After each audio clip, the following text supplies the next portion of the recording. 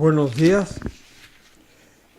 Vamos a estudiar el capítulo 4 de la primera epístola de Juan.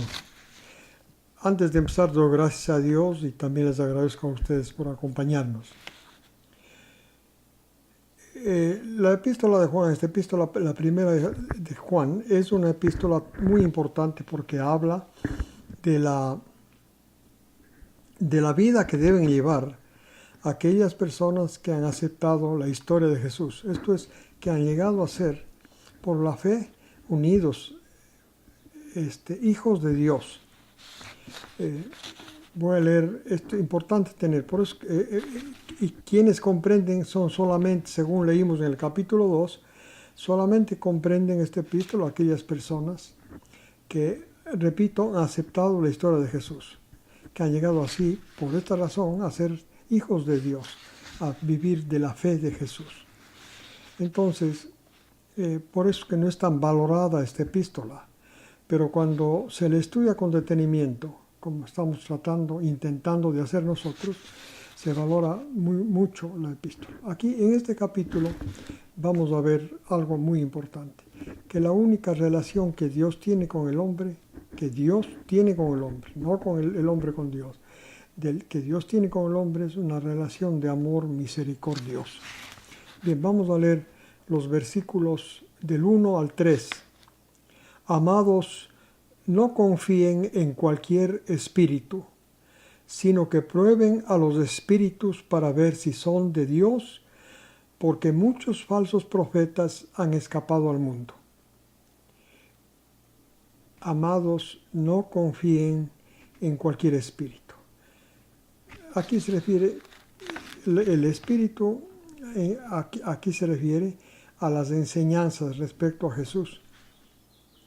Dice, prueben los espíritus para ver si son de Dios, porque muchos falsos profetas han escapado al mundo. Los profetas hablan, enseñan acerca de Dios, supuestamente, pero hay que distinguir a los profetas que enseñan lo correcto y a las personas que no enseñan lo correcto. En esto conoce, dice el versículo 2, o sea, hay que distinguir las enseñanzas. El versículo 2 dice, en esto conocen al Espíritu de Dios. Todo espíritu que afirma que Jesús, el Mesías, ha venido en carne, es de Dios. Y todo espíritu que afirma que Jesús, el Mesías, no ha venido en carne, no es de Dios. Este es el anticristo, del cual ustedes han oído que viene y ahora ya está en el mundo. Este punto es muy importante tener. Entonces, a los espíritus se conocen por sus enseñanzas. En otras palabras, el término espíritu se refiere aquí a las enseñanzas que aparecen dentro de las congregaciones cristianas. Cuando las enseñanzas explícitamente indican que Jesús, el Mesías, es el Hijo de Dios, pero que vino como humano, esto quiere decir en carne. Como humano quiere decir que vino bajo la ley. Si ustedes recuerdan qué es el papel de la ley en una persona, está muy explicado esto en el capítulo 7 de Romanos. El maligno, Satanás, utiliza los 10 mandamientos, según el capítulo 7 de Romanos, para obligar a la persona a pecar. Es así como él hace pecar a las personas. Les incita a aceptar los 10 mandamientos como norma de conducta, y una vez que aceptan, los tiene bajo el control del pecado. Jesús nos dice este mismo capítulo, versículo 4, el capítulo 7 de Romanos, que Jesús al morir, es decir, una de las razones por las que murió, es para matarnos a la ley, matar a aquellos que acepten su historia a la ley, para poder unirles a ellos, para que ellos se unan a Él. Si están bajo la ley, no pueden unirse. Esto explica Romanos 7, porque la ley es el nexo de unión, la ley es el nexo de unión de la persona religiosa con Satanás. Y así le obliga a pecar. Bueno, entonces, Por eso es tan importante entender lo que significa que Jesús, el Mesías, vino como humano. Esto es, estuvo bajo la ley, como todos los seres humanos. Pero Jesús, a diferencia de todos los seres humanos, nunca pecó. Por esto Él llegó a ser nuestro Salvador. Porque desde el primer día, desde su concepción, estuvo lleno del Espíritu Santo. Y gracias a la presencia del Espíritu Santo, como hemos estudiado ya en esta misma epístola, no puede pecar, pero es por la presencia del Espíritu Santo. Pero repito, el énfasis está en que Jesús, el Mesías, vino como ser humano. Esto es bajo la ley. Esto es sujeto a toda tentación. Por eso es que Él pudo vencer toda tentación y fue hallado sin pecado. El versículo 3 dice que en cambio todo espíritu, o sea, toda persona que enseña que Jesús no ha venido como humano, en otras palabras, que no vino bajo la ley, quiere decir esto, que no vino sujeto a toda tentación y con la posibilidad de pecar, pero nunca fue encontrado pecado en él. Ese es el anticristo, eso no es de Dios, dice, es el anticristo del cual ustedes han oído que viene y ahora ya está en el mundo. Ahora bien, vamos a los versículos 4 al 6. Hijos míos, ustedes son de Dios porque reconocen que el Hijo de Dios vino como humano y ustedes les han vencido a ellos. ¿A quiénes? A aquellas personas, aquellas enseñanzas que dicen que Jesús no vino como humano, no vino como nosotros somos humanos, sino vino como superior, moralmente, espiritualmente superior. Este es el anticristo, el que enseña esto.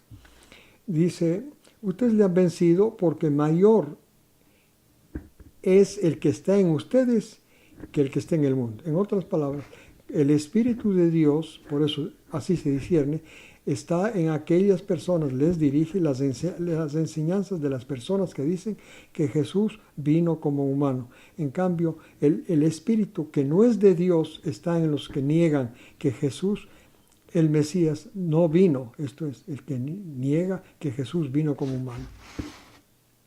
Entonces, ellos, los que enseñan esta doctrina, son del mundo. Por esto hablan del mundo y el mundo los escucha. Los que dicen que Jesús no vino como humano, como nosotros, sujetos a toda debilidad, con la posibilidad de pecar, igual que todos nosotros. 6.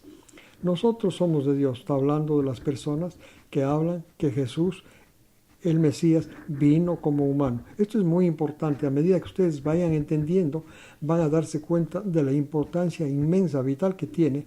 Por eso es que la diferencia entre el Espíritu y las enseñanzas de Dios y las enseñanzas del anticristo, justamente es esta. La distinción es esta. El 6 dice, nosotros somos de Dios y el que está conociendo a Dios nos escucha. O sea, escucha, acepta que Jesús, el Hijo de Dios, el Mesías, vino como humano. El que no es de Dios no nos escucha. De esto conocemos el espíritu de la verdad y el espíritu de la mentira. Ustedes saben que el anticristo, el personaje que va a intentar arreglar los problemas del mundo. El mundo va a entrar en problemas muy pronto. El anticristo va a intentar arreglarlos. Y una de las fórmulas que ponga, una de las soluciones para arreglar los problemas del mundo son el reconocer que Jesús no vino como humano, porque el humano está muy caído, está demasiado ensuciado espiritualmente.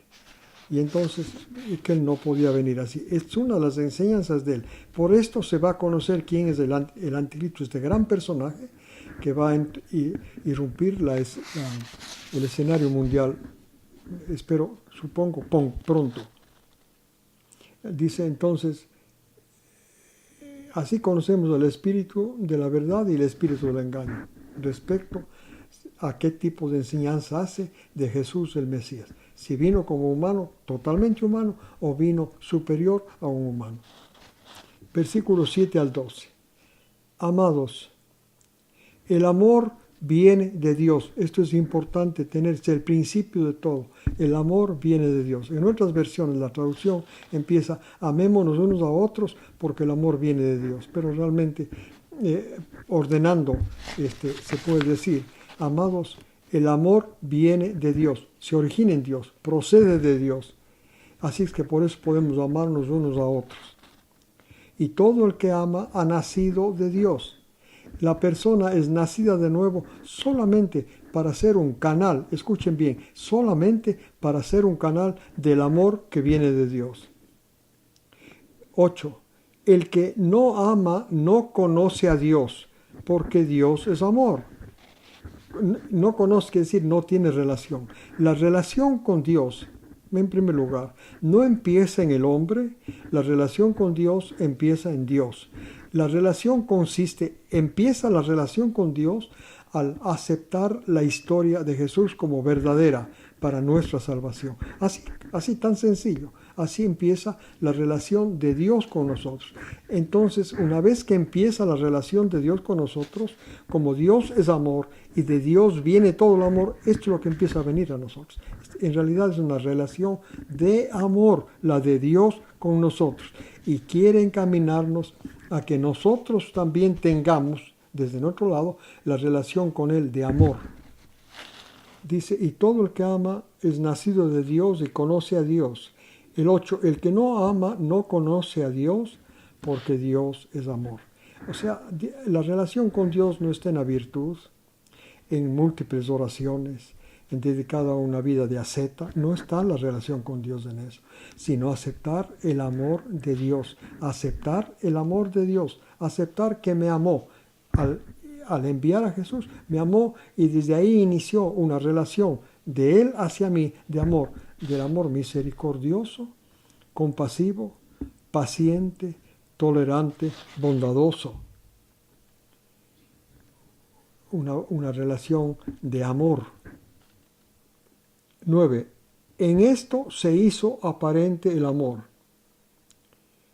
de Dios en nosotros, en que envió a su Hijo único al mundo, a fin de que vivamos por medio de Él. Dios es amor. El amor viene de Dios. La primera manera como vino el amor de Dios a nosotros es enviando a Jesús al mundo, como un ser humano como nosotros. Así empezó el amor de Dios. Porque en Jesús nosotros vamos viendo primeramente en el plano espiritual su misericordia al dignarse mirar y ayudar a personas y amar a personas completamente inmerecedoras del amor, sin méritos para que alguien haga alguna misericordia, porque es la característica de la misericordia. Amar al que no tiene méritos, amar al que no merece, amar al completamente incapaz de recibir amar el amor. Así empezó. Dios empezó amándonos, mandó el amor al enviar a Jesús. Y entonces este amor culmina en la cruz y le mandó para que no termine, aunque culmine el amor en la cruz, no termine ahí, sino muera y resucite. Por eso es para que tengamos vida por medio de Él. 10. En esto está el amor, no en que nosotros hayamos amado a Dios primero, sino que Él nos amó primero y envió a su Hijo, propiciación por nuestros pecados. Mire, esto es tan importante entender. Le envió a Jesús. La palabra propiciación quiere decir cubierta, es una cubierta. Ustedes recuerdan que el propiciatorio era esa tapa que cubría el arca, donde estaba la ley, etc. Y encima de la tapa, la presencia de Dios. Era para que Dios se asiente simbólicamente, ¿no es cierto?, en el arca. Y entonces esa tapa se llama propiciatorio. Esto es Jesús para nosotros. Es la cubierta, es lo que nos cobija. Dios, esto es lo que hizo primero. Su amor envió a su Hijo, mostró su amor para que nos proteja, nos cobije, nos cubra como un manto, nos oculte nuestra maldad, oculte nuestra maldad, nos cubra. Esto es propiciatorio. Así es que no tengan miedo de acercarse a Dios, ni crean que ustedes no están lo suficientemente válidos, no son suficientemente valiosos para acercarse a Dios. Porque para esto vino Jesús, para ser nuestra cubierta, nos cubre su justicia como un manto, como una cobija. Así es que acérquense a Dios con reverencia y respeto. Esto es por medio de Jesús. Él nos cubre nuestros pecados, así que podemos acercarnos a Dios con mucha confianza. Dice, para ser propiciatorio de nuestros pecados. 11. Amados, si Dios nos amó así, también nosotros debemos amarnos unos a otros. Entonces, esta epístola tiene por objeto hacernos saber que nosotros somos amados de Dios, que el amor nace de Dios, vino con Jesús y se asienta, digamos, ese amor en cualquier persona que acepte su historia. Y esa persona empieza a ser un canal del amor de Dios. Por eso, si Dios nos amó así, amémonos, amemos a los otros, amemos a los otros. El amor no es con besos ni abrazos. El amor es con misericordia, mostrando misericordia, compasión, tolerancia, paciencia, bondad, amor fraterno a los demás. El 12. Nadie ha visto a Dios jamás, pero si nos amamos unos a otros, Dios permanece en nosotros y su amor se completa en nosotros. Miren ustedes, nadie ha visto jamás a Dios, pero ¿qué es lo que podemos ver? Sí podemos ver la misericordia, los actos de misericordia, los actos de compasión, los actos de bondad. Ahí es como se deja ver Dios. Repito, así se deja ver Dios. Y así se completa el amor de Dios. Qué cosa tan maravillosa. El amor de Dios, mientras no llega al ser humano inmerecedor, está incompleto. Y a través del ser humano llega a otros seres humanos, está incompleto. En otras palabras, el amor de Dios se completa aquí con el ser humano, con el pecador. Porque solamente con el pecador es como tener misericordia. Dios con los ángeles no necesita tener misericordia. Con los arcángeles, con los seres superiores, porque no han pecado.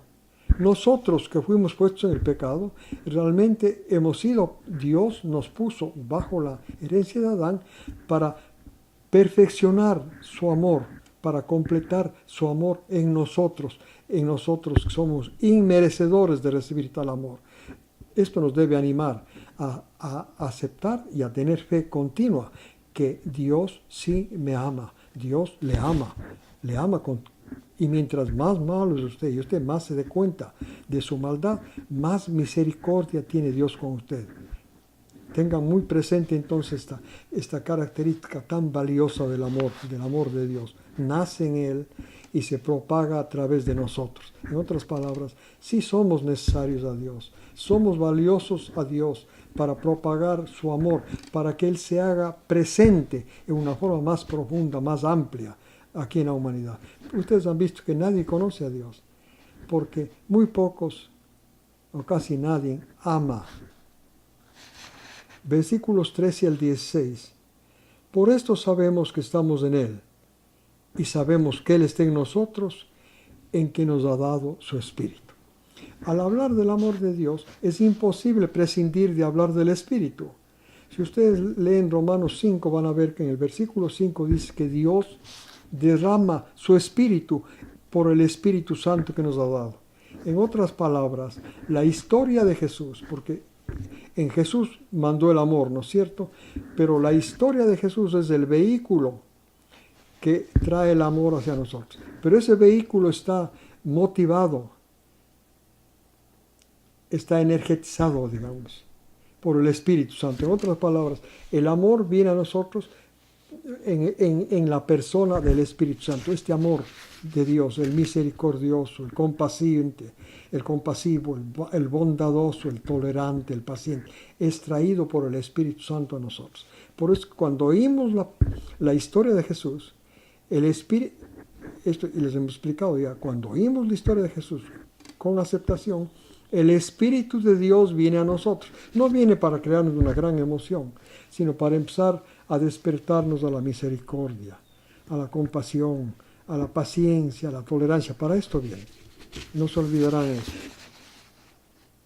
Dice el versículo 14, y nosotros hemos visto y testificamos que el Padre envió a su Hijo para salvar al mundo. 15. Quien afirme que Jesús es Hijo de Dios, permanece en Dios y Dios en él. 16. Nosotros hemos llegado a conocer y hemos tenido fe en el amor que Dios nos tiene. Tener fe en Jesús, aceptar su historia, es tener fe en Jesús, es tener fe en el amor de Dios. O sea, los actos de Dios, si bien la justicia de Dios fue manifestada en Jesús, pero esta justicia fue manifestada en Jesús porque es motivada por el amor. Lo que impulsa la justicia de Dios es el amor. La justicia de Dios es bien diferente a la justicia de la ley. La justicia de Dios solo es motivada por el amor. Dice entonces el que nosotros hemos llegado a conocer, estoy leyendo el 16, y hemos tenido fe en el amor de Dios, en el amor que Dios nos tiene. Dios es amor, y el que permanece en el amor, permanece en Dios y Dios en él. Es el objetivo de Dios en usted, en mí, ¿cuál es? Que el amor permanezca, que yo acepte el amor de Dios como viene en la historia de Jesús, traído por el Espíritu Santo, para que sea un portador, sea un canal hacia los demás de misericordia. En primer lugar a mi esposa, si estuviera viva, ¿no es verdad? A mis hijos, a los hermanos de la iglesia, a los compañeros de trabajo, a mis parientes. El amor misericordioso, compasivo, tolerante, paciente. Es en esa forma como Dios quiere amar al mundo, como Dios puede amar al mundo, usándolo a usted como un canal de ese amor. Pero empiece por la fe en que en Jesús, en su historia, viene el amor de Dios a usted primero. Para recibir el amor de Dios, usted tiene que ser degradado espiritualmente, caído en pecado, imposible de vencer el pecado. Ahí califica para ser objeto del amor misericordioso de Dios. Ahí la historia de Jesús le hace el efecto que Dios quiere hacer. Esto es, derramar su amor abnegado, misericordioso en usted, para que usted a su vez pase a su esposa, pase a sus hijos, a los hermanos de la iglesia, a los compañeros de trabajo, etc. 17 y 18. En esto se completó. El amor de Dios en el cielo está incompleto.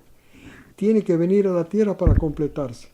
Dice, en esto se completa, el amor de Dios junto a nosotros, cuando tengamos franqueza en el día del juicio. Ustedes saben que los que aceptan por fe a Jesús no vienen a juicio. ¿Por qué razón? Aquí da la razón. Porque el amor de Dios derramado en una persona y a través de una persona a los demás, hace que esa persona llegue a tener un comportamiento como Jesús tenía entre los demás.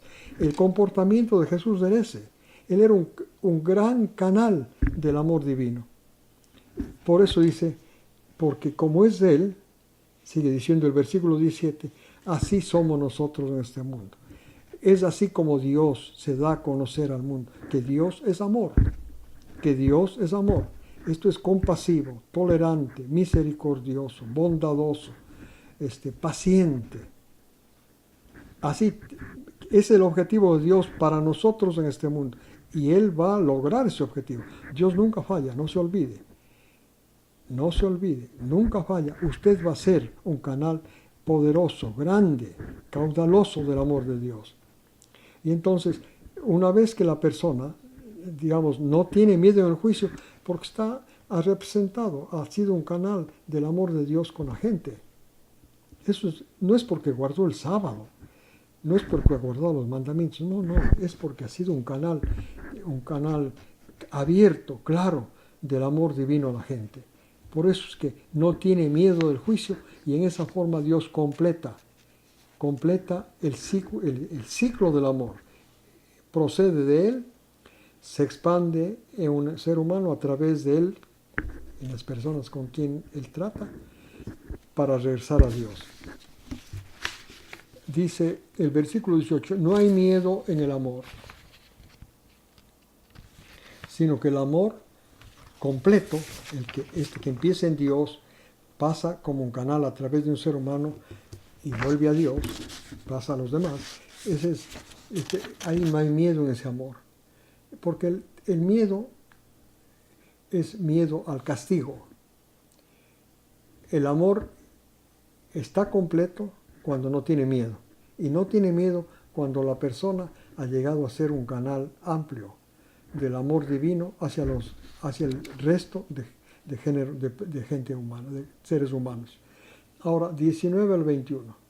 Nosotros le amamos a Él porque Él primero nos amó. Esto es crucial. Es Dios. De Dios nace el amor. Dios es amor. De Dios procede el amor. Viene a nosotros y por esto nosotros podemos amarle a Dios. Se completa el ciclo. 20. Ahora, si alguien dice que ama a Dios, pero aborrece a su hermano, es un mentiroso. Porque el que no ama a su hermano, a quien ve, ¿cómo puede amar a Dios a quien no ha visto? 21, y así termina este capítulo. Tenemos este mandamiento, que el que ama a Dios, ame también a su hermano. ¿Por qué? Porque imaginen como una corriente el amor de Dios.